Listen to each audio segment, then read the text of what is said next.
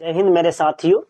आज का जो टॉपिक है वो सभी क्लासेस के लिए है। 6 से लेकर 10 तक कोई भी विद्यार्थी पढ़ता है तो ये टॉपिक उसके लिए बहुत महत्वपूर्ण है। देखिए, हम आपसे भी बताना चाहते हैं कि अगर आप खुद पढ़ रहे हैं या आप नहीं पढ़ रहे हैं तो आपके घर में कोई भी व्यक्ति है, कोई भी पर्सन है, तो उसको ये टॉपिक जरूर दिखाइए ताकि उसको हिंदी व्याकरण से संबंधित जो दिक्कतें होती है उनको दिक्कत नहीं होगी। खासकर वो बच्चे जो कहीं भी पढ़ाई करते हैं लेकिन हिंदी व्याकरण में बड़ी डर लगता है, तो अब डर नहीं लगेगा क्योंकि हम आपको सभी बातें समझाएंगे। सबसे पहले ये टॉपिक है हिंदी व्याकरण का। ठीक, हिंदी व्याकरण का सबसे छोटा टॉपिक होता है व्याकरण किसे कहते हैं। तो देखिए, अभी यहाँ परिभाषिक शब्द लिखे ताकि आप भी लिख सके, हम आपको समझाएंगे हर चीजें।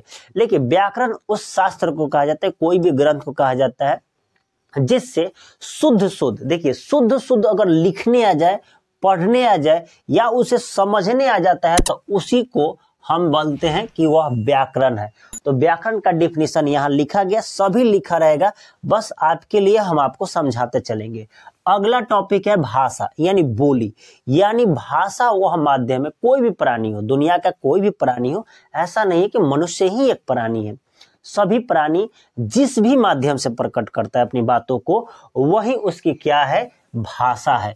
वह कोई भी बात हो जिस माध्यम से प्रकट करता है वह उसकी क्या हो जाएगी, भाषा। आप नोट डाउन करते चलिएगा ताकि आपका एक कॉपी बने। हम लगभग टॉपिक को हमेशा अपडेटेड रेगुलर वीडियो बनाते रहेंगे। उसके बाद है कि भाषा के प्रकार। देखिए, भाषा मुख्यतः 3 प्रकार की होती है।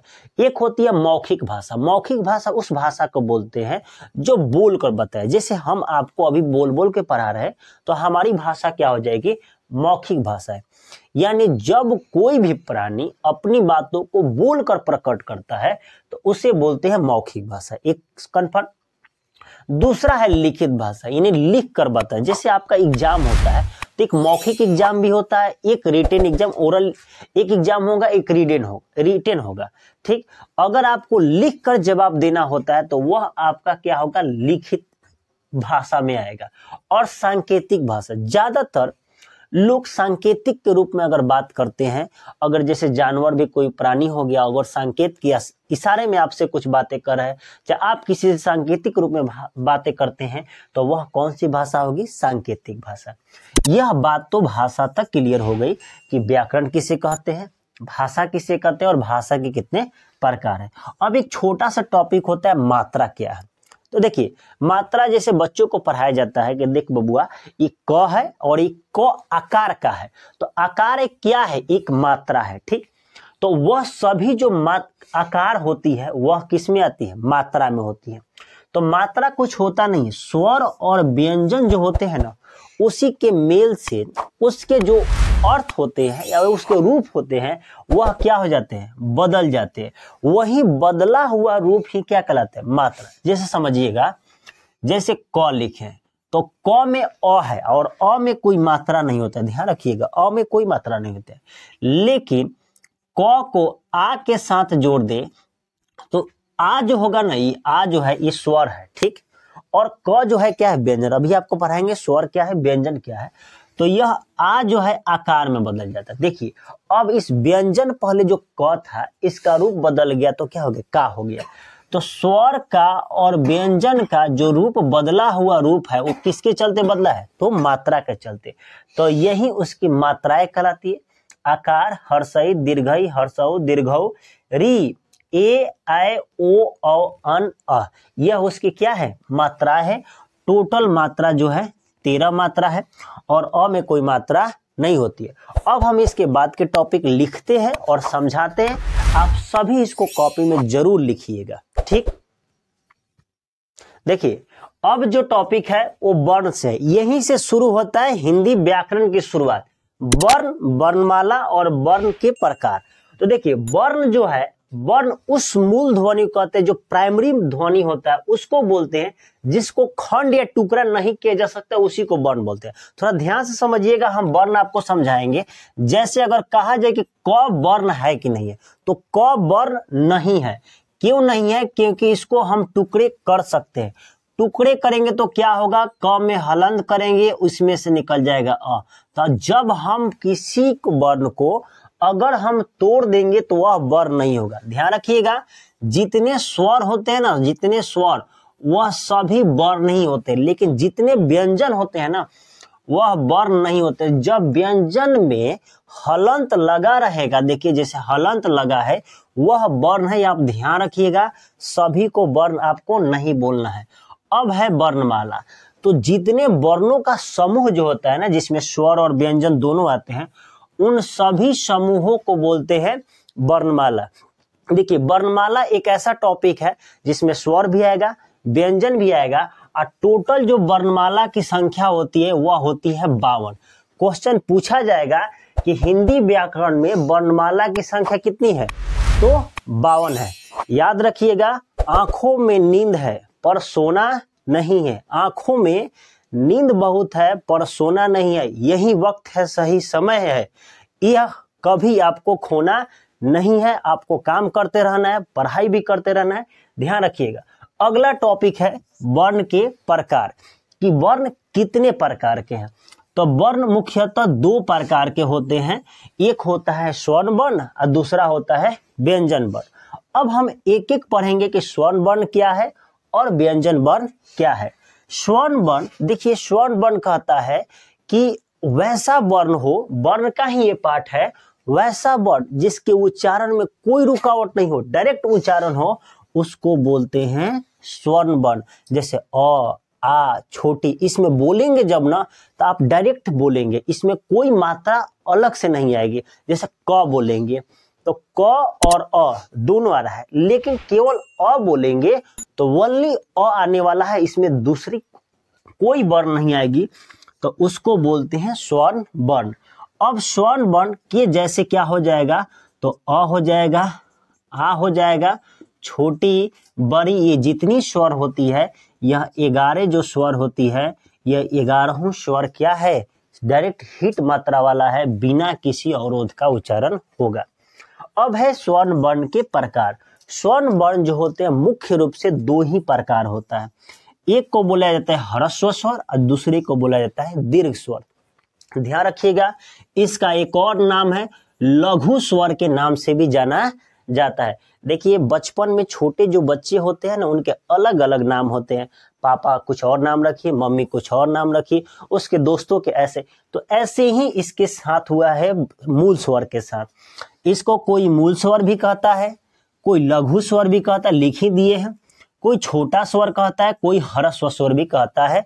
सभी का मतलब एक ही होता है, और दूसरा होता है दीर्घ स्वर। देखिए ह्रस्व स्वर, ये लघु स्वर से आपको बातें परिचित होगी कि आप किताब में लघु उत्तरीय प्रश्न पढ़े होंगे। लघु उत्तरीय कहने का अर्थ यही है कि आप छोटे से जवाब देंगे। जब दीर्घ उत्तरीय प्रश्न करेंगे तो उससे डबल आंसर देना पड़ेगा। अब हम आपको ये लघु उत्तरीय, लघु स्वर और दीर्घ स्वर के बारे में लिख कर समझाते हैं, और आप इस सबको कॉपी में नोट्स बनाइएगा, आपका अच्छा नोट्स भी बनते चला जाएगा।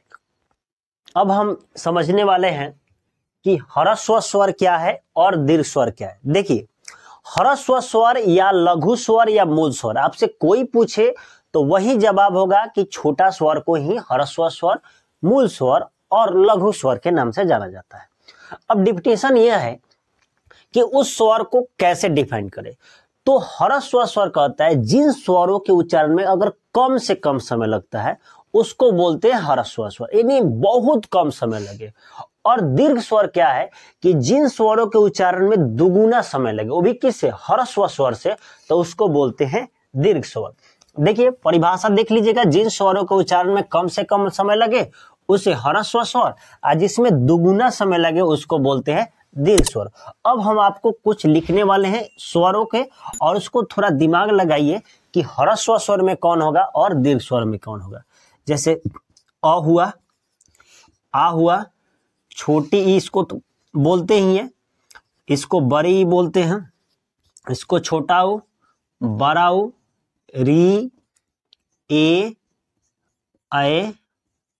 ओ और हो जाएगा औ। यही 11 जो है स्वर वर्ण के अंतर्गत आते हैं। अब आप देखिए कि इन सभी में ये जैसे ग्रुप चलता है, अ, आ, ई का, ऊ का, और बाकी ये सभी ग्रुप अलग हो जाते हैं, एक्स्ट्रा होता है। अब ध्यान से देखिए, कि इन सभी ग्रुपों में सबसे छोटा कौन होगा। तो आप कहेंगे कि सर ये छोटा लग रहा है, ये बड़ा हो गया। ठीक, इसमें आपको छोटा ही तो हमेशा बोलते हैं, बचपन से ही पढ़ते हैं ना, छोटकी ही बड़की, छुटका हो बड़का हो, तो ये छोटा हो गया। तो ये देखिए एक ह्रस्व स्वर क्या आया यहाँ पर, अ निकल कर आया, दूसरा ई निकल कर आया, वो भी छोटी, और एक आया उ। तो आप अब इसके बाद क्या सोचते हैं, क्या यह ए होगा कि ओ होगा। तो अगर आप कह रहे हैं, सोच रहे हैं कि इसमें से यह छोटा हो जाएगा, तो यह बात गलत है, यहां हो जाएगा री। ठीक, ये होते हैं चारों ह्रस्व स्वर, और बाकी जितने सातों बच गए ना, वो हो जाते हैं आपके दीर्घ स्वर। तो दीर्घ स्वर में क्या निकला, तो यहां से निकला आ, यहां से निकला बड़ी ई, और यहां से निकला बड़ा उ, और यहां से ए ओ, और हो गया औ, और इसकी संख्या होती है 7। तो दीर्घ स्वर की संख्या 7 होती है, और सातों यही है, और ह्रस्व। अब बताते हैं व्यंजन वर्ण, और व्यंजन वर्ण की कंप्लीट जानकारी आपको एक ही साथ लिखते हैं, और उसको आपको एक ही समय समझाते हैं। अब देखिए व्यंजन वर्ण की परिभाषा क्या है। तो व्यंजन वर्ण जो होता है वो स्वर के सहायता से उच्चारित होता है, यानी वैसा वर्ण जिसका उच्चारण स्वर की सहायता से हो, उसको बोलते हैं व्यंजन वर्ण। और व्यंजन वर्ण देखिए होता है, ये शुरू होता है क से लेकर, क होता है, ख होता है, ग होता है, ये सभी जो है वह व्यंजन वर्ण के अंतर्गत ही आते हैं। तो व्यंजन वर्ण की संख्या 33 होती है, और कहीं कहीं 35 भी आपको मिल जाता है। तो ज्यादा घबराने की कोई बात नहीं, आप 33 याद रखिएगा। ठीक, व्यंजन वर्ण के प्रकार, व्यंजन मुख्यतः 3 प्रकार के होते हैं। व्यंजन स्वर वर्ण 2 प्रकार के थे। देखिए प्रकार भी आप ध्यान रखिएगा, प्रकार कैसे है। तो पहले है वर्ण, वर्ण जो था 2 प्रकार का था। उसके बाद था स्वर, स्वर भी 2 प्रकार का था। और व्यंजन जो है 3 प्रकार के, वह 3 प्रकार है, एक स्पर्श व्यंजन है, एक अंतस्थ व्यंजन है, और एक है ऊष्म व्यंजन। ध्यान रखिएगा, आपको लिखते चलना है। ये सभी पीडीएफ टेलीग्राम में डाल दिए जाएंगे, आप वहां से डाउनलोड करके पढ़ सकते हैं। अब स्पर्श व्यंजन क्या है। स्पर्श मतलब होता है टच, कहीं ना कहीं वह स्पर्श करेगा। जो व्यंजन वर्ण होगा वह या तो कंठ से करेगा, या मूर्धा से करेगा, यहाँ मूर्धा यानी ऊपर भाग वाला, या दंत से करेगा, या ओष्ठ से करेगा, कहीं ना कहीं करेगा। कंठ करे, तालु कर दे, मूर्धा करे, या दंत या ओष्ठ से स्पर्श करेगा, उसको बोलते हैं स्पर्श व्यंजन। जैसे आपको एक एग्जाम्पल समझाए कि मान लीजिए कि ये मुख है, ये ग्रास नालिया है, और यहाँ हो गया कंठ। कंठ, यहाँ के भाग को बोलते हैं तालु, यहाँ के भाग हो गया मूर्धा, और ये दांत के पास हो गया दंत, और उसके बाहरी ओठ का भाग हो गया ओष्ठ। तो देखिए कंठ जो है, क वर्ग जितने हैं, क ख ग पढ़ते हैं, वो कंठ से आता है। ठीक, च छ ज झ का तालु से, मूर्धा का ट ठ ड ढ जितना पढ़ेंगे तो मूर्धा, और त वर्ग यानी त से न तक जो है वह दंत, और जितने प से प फ ब भ म है वह ओष्ठ से। तो आपको उच्चारण भी याद रखना है, और कहाँ से उच्चारित होता है। और स्पर्श व्यंजन की संख्या की बात करें तो स्पर्श व्यंजन की संख्या 25 होती है। अंतस्थ व्यंजन वह व्यंजन है जो 2 ध्वनियों के मेल से उच्चारण होता है, यानी कहीं ना कहीं 2 पार्ट वो टच करेगा, और इसकी संख्याएं है 4। एक है य, र, ल और व। ये चारों याद रखिएगा, क्योंकि स्पर्श के बाद अंतस्थ है तो यह शुरू होगा य, र, ल, व, क्योंकि ये म से तक शुरू होगा, म के बाद य, र, ल, व। अब 3 उसके बाद है ऊष्म व्यंजन। देखिए ऊष्म व्यंजन की परिभाषा यहाँ पर नहीं लिखी, हम आपको समझा देते हैं। वैसा व्यंजन जिसको बोलने के बाद मुख से या तो गर्म हवा निकले या रगड़ उत्पन्न हो, उसको बोलते हैं ऊष्म व्यंजन।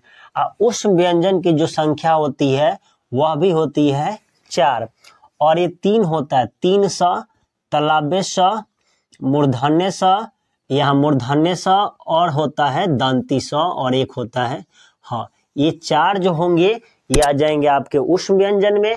अब देखिए यहाँ पर लिखे थे ना 33 कैसे आया, तो 25 अब 25 4 हो गया 29, और 29 4 हो गया 33। आपको हिंदी व्याकरण का एक छोटा सा पार्ट आपके सामने पेश किया गया। ये क्लियर हुआ, आप भी समझे होंगे। इसको लिख लीजिएगा। अगर इसका पीडीएफ चाहिए तो टेलीग्राम में ज्वाइन करिए वहां से, और इस चैनल पर नए हैं सब्सक्राइब करिएगा, दोस्तों के पास शेयर करें और लाइक जरूर करें, और कमेंट में जरूर लिखें कि हमें ये बात समझ में आ गई। फिर आपको न्यू टॉपिक आएगा, फिर मिलेंगे नेक्स्ट वीडियो में। तब तक के लिए जय हिंद।